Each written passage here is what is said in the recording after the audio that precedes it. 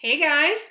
So I figured I would record a video of myself going through rhetoric to help you guys as we deepen our understanding of what rhetoric is, how to use it, and how to recognize it out in, advertisements, essays, speeches, or if we need to use it in our own life.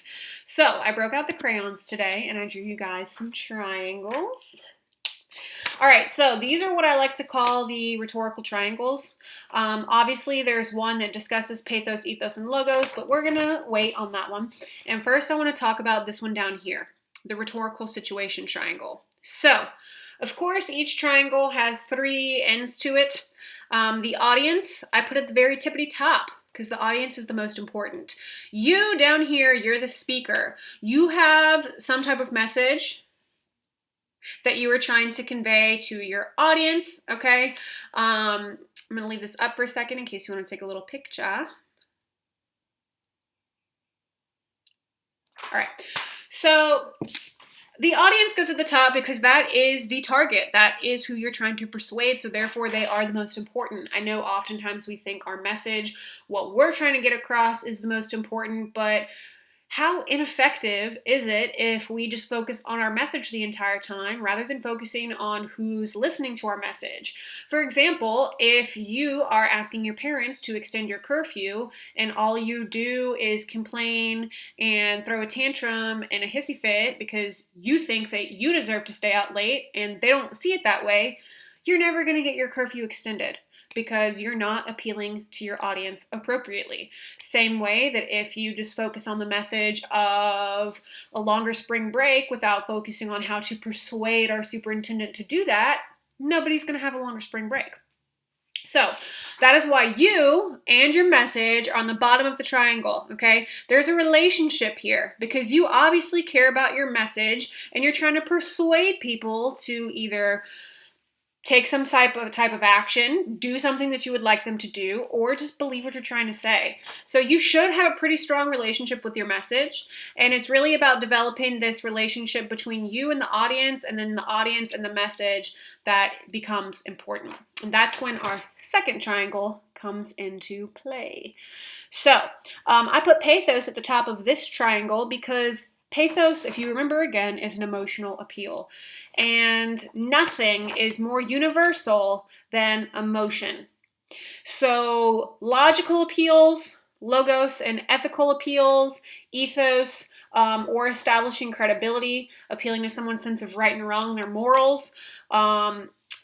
These are things that, you really kind of have to speak a common language in order to understand.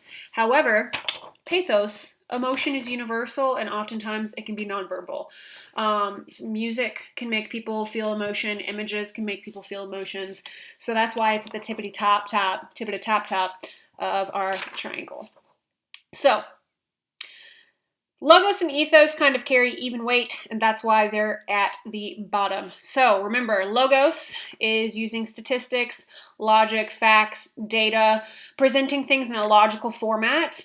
You should buy an umbrella because in Seattle it rains 98% of the time.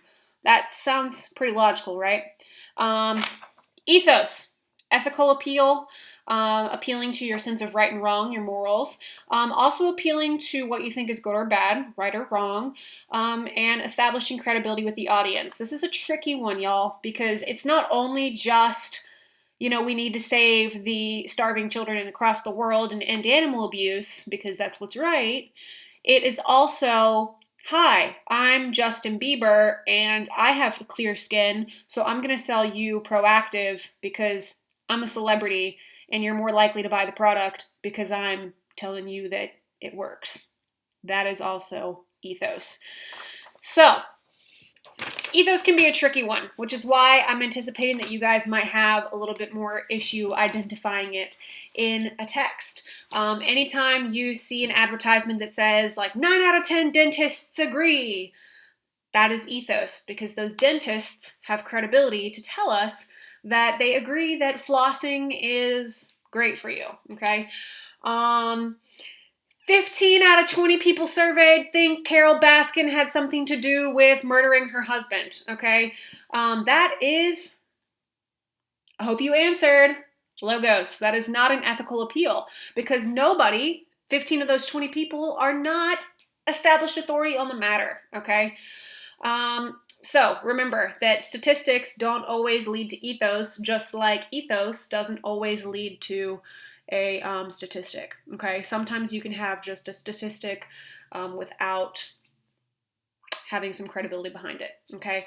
Now, if you had like something that said 15 studies conducted by the CDC mentioned that washing your hands while singing happy birthday is effective in preventing the coronavirus spread.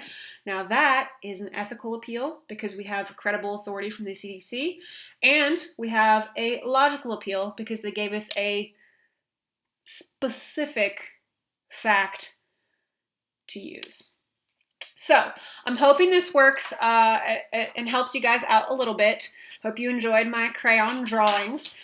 So what you're going to be looking at today are just 3 different little sheets that cover logos, ethos, and pathos in a little bit more detail. What I would like for you guys to do is, if you can print out the worksheets and work right on them, perfect. If not, just go ahead and write your answers out, number them like the worksheet. Make sure you title each little section of answers by what device you're looking at. If you have any questions or you're torn or really confused about some of the examples, whether you're identifying whether logos is effective, if you're trying to determine whether it is an ethos appeal, or you just really don't know how to create your own examples, if the exercise asks you to do that, let me know. I'm here all day via email, ready to help you. So this is something that we will be working on a little bit later. The second day of instruction for this week, you guys are going to be creating examples of logos, ethos, and pathos, and eventually I'm going to have you guys create an advertisement using all 3. So I hope you guys have a fantastic day. I miss y'all, but come say hey. I'm here every Friday on a screen just like this where you can come in and say hello. Clearly, if you can't tell, I miss talking to you guys every day, and I'm just as looch-tastic at home as I was in the classroom. So hope you've enjoyed this video with my crayon triangles, my crayon art. Love crayons. Anyways, have a great day, everybody.